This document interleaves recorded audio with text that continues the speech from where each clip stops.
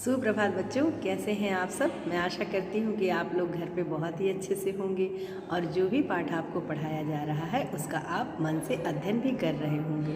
बच्चों, आज हम लोग हिंदी व्याकरण से 20वें पाठ का अध्ययन करेंगे जिसका शीर्षक है पदबंध। आइए देखते हैं कि पदबंध किसे कहते हैं और पदबंध को हम किस तरह से जान सकते हैं, सीख सकते हैं, स्वयं पहचान सकते हैं कि यह कौन सा पदबंध है। बच्चों, पदबंध की संकल्पना को समझने से पहले शब्द तथा पद के बारे में जानना जरूरी है। शब्द के बारे में आपको बताया गया था कि विभिन्न ध्वनियों के मेल से बनी अर्थवान रचना शब्द है तथा शब्द की सत्ता वाक्य से बाहर होती है। अतः शब्द भाषा की स्वतंत्र इकाई है। शब्द जब वाक्य में आ जाता है तब उसे शब्द नहीं पद कहते हैं। वाक्य में प्रयुक्त शब्द को पद इसलिए कहते हैं क्योंकि वाक्य में आकर यह वाक्य के नियमों में बंध जाता है तथा कोई न कोई प्रकार्य करने लगता है। उदाहरण के लिए दीपक और अनिल दोनों व्यक्तिवाचक संज्ञा शब्द हैं, पर वाक्य में वे क्या प्रकार्य करते हैं इसके आधार पर उनका पद भेद तय होता है। जैसे पहला, दीपक ने अनिल को पैसे दिए और दूसरा, अनिल ने दीपक को पैसे दिए। वाक्य पहले में दीपक कर्ता का कार्य कर रहा है तथा अनिल अप्रत्यक्ष कर्म का, जबकि वाक्य दूसरे में स्थिति बदल गई है।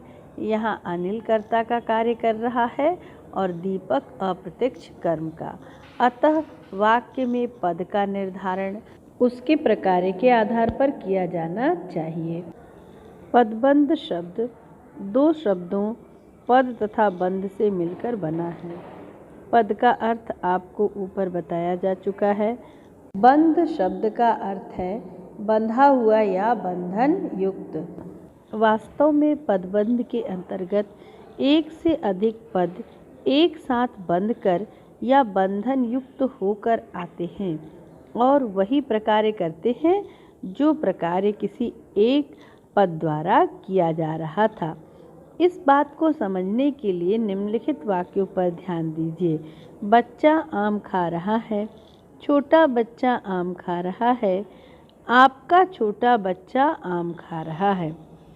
पहले वाक्य में बच्चा संज्ञा पद है और कर्ता का प्रकार्य कर रहा है।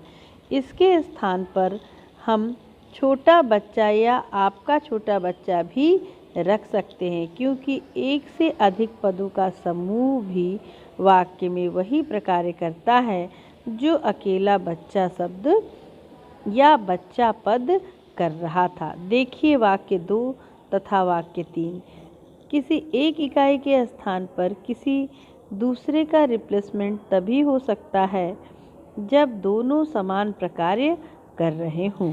इसी तरह से ऊपर के वाक्यों में हम आम के स्थान पर एक से अधिक पदों वाली रचना जैसे पके आम या मीठे मीठे पके आम को रख सकते हैं। जैसे पहला वाक्य है बच्चा पके आम खा रहा है और दूसरा वाक्य है बच्चा मीठे मीठे पके आम खा रहा है।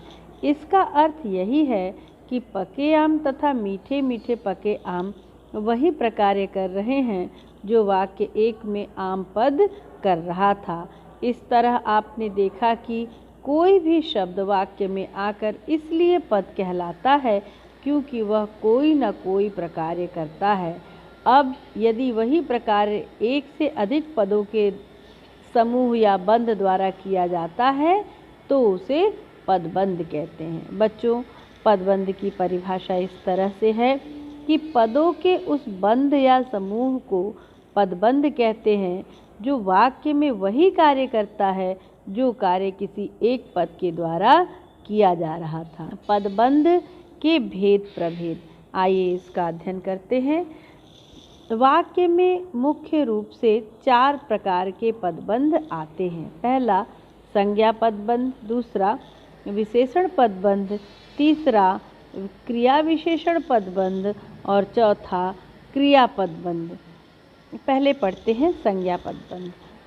जो पदबंध वाक्य में संज्ञा या सर्वनाम पद के स्थान पर आ सकते हैं, संज्ञा पदबंध कहे जाते हैं। इसका अर्थ यही है कि संज्ञा पदबंध वाक्य में वही प्रकार्य करता है जो किसी संज्ञा पद द्वारा किया जाता है। जैसे निम्नलिखित रंगीन पद और पदबंध को देखिए। एक और बच्चों संज्ञा पद लिखा है और दूसरी ओर संज्ञा पदबंध। मीरा अध्यापिका है और मीरा हिंदी की अध्यापिका है। दूसरा, लड़कियां चली गई और नृत्य करने वाली लड़कियां चली गईं। मुझे ट्रेन पकड़नी है, मुझे दिल्ली वाली ट्रेन पकड़नी है। आपने देखा कि संज्ञा पद में यदि विशेषण पद जोड़ दिया जाए तो संज्ञा पदबंध बन जाता है। ध्यान रखिए, संज्ञा तथा सर्वनाम एक ही कार्य करते हैं, अतः सर्वनाम पदबंध को भी संज्ञा पदबंध के अंतर्गत रखा जाता है। अलग से सर्वनाम पदबंध के भेद की आवश्यकता नहीं है। दूसरा, विशेषण पदबंध। संज्ञा पदबंध की रचना पर ध्यान दीजिए। संज्ञा पदबंध में से यदि संज्ञा पद को हटा दें तो विशेषण पद शेष बचता है। जैसे छोटा बच्चा बहुत शरारती है, वाक्य में छोटा बच्चा संज्ञा पदबंध है। इसमें से यदि बच्चा संज्ञा पद को हटा दें तो छोटा विशेषण पद शेष रह जाता है। इस तरह वाक्य में संज्ञा या सर्वनाम पदों की विशेषता जब अकेला एक विशेषण बताता है तब वह विशेषण पद कहलाता है, लेकिन जब यही कार्य विशेषणों के समूह या बंध द्वारा किया जाता है तो उस पदबंध को विशेषण पदबंध कहते हैं। जैसे निम्नलिखित रंगीन पद और पदबंध। एक और बच्चों लिखा है विशेषण पद और दूसरी ओर लिखा है विशेषण पदबंध। पहला वाक्य, मेरा बेटा कल वापस आ रहा है। विशेषण पदबंध, मेरा छोटा बेटा कल वापस आ रहा है। दूसरा, मल्लिका एक डॉक्टर है। मल्लिका एक मशहूर डॉक्टर है। तीसरा, मैंने एक कार खरीदी।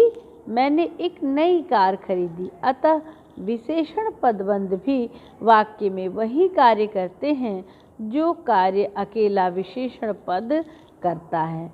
तीसरा, क्रिया विशेषण पदबंध। आप यह जानते हैं कि वाक्य में प्रयुक्त होकर क्रिया विशेषण पद क्रिया की विशेषता बताते हैं। जैसे बच्चा धीरे चल रहा है, पिताजी कल आएंगे, वह वहाँ बैठी है। उपर्युक्त वाक्यों में आए धीरे, कल तथा वहाँ पद अपनी अपनी क्रिया की विशेषता बताने के कारण क्रिया विशेषण पद हैं।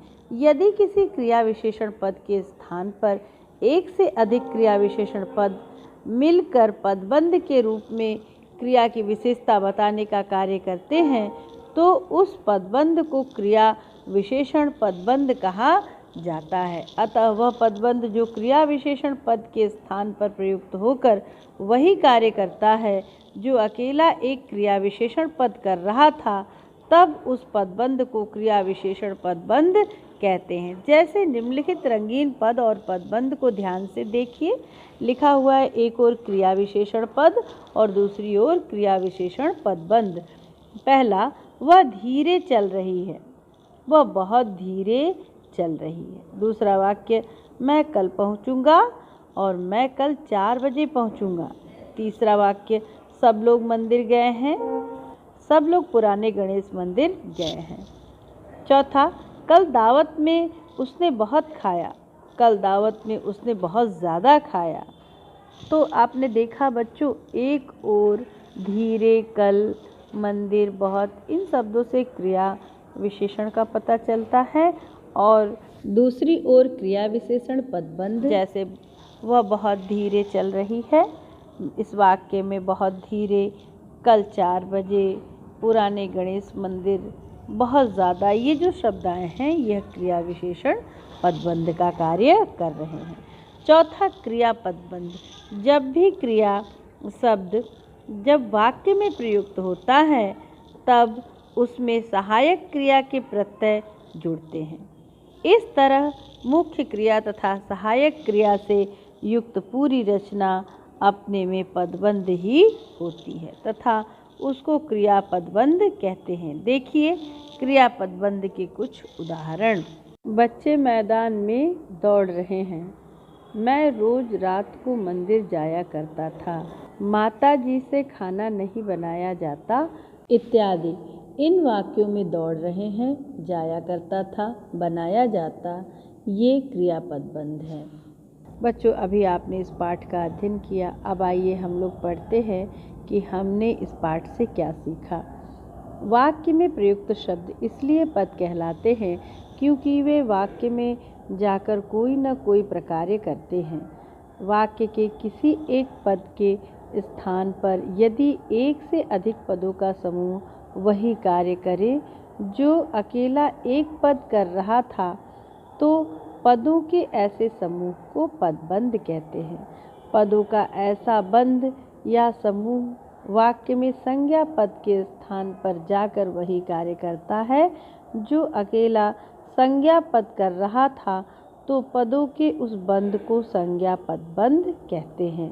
क्रिया विशेषण पद को जो पदबंध स्थानापन्न करके उसी कार्य को करता है जिसे अकेला क्रिया विशेषण पद कर रहा था, तो उसे क्रिया विशेषण पदबंध कहते हैं। वाक्य में प्रयुक्त क्रिया हमेशा पदबंध के रूप में ही होती है, अतः उसे क्रिया पदबंध ही कहा जाता है। बच्चों, अब आपको इस पाठ से जो कार्य करना है वो इस प्रकार से है। आपको प्रश्न संख्या 1 और 2 अपनी कॉपी में लिखकर याद करना है। धन्यवाद बच्चों, आपका दिन मंगलमय हो।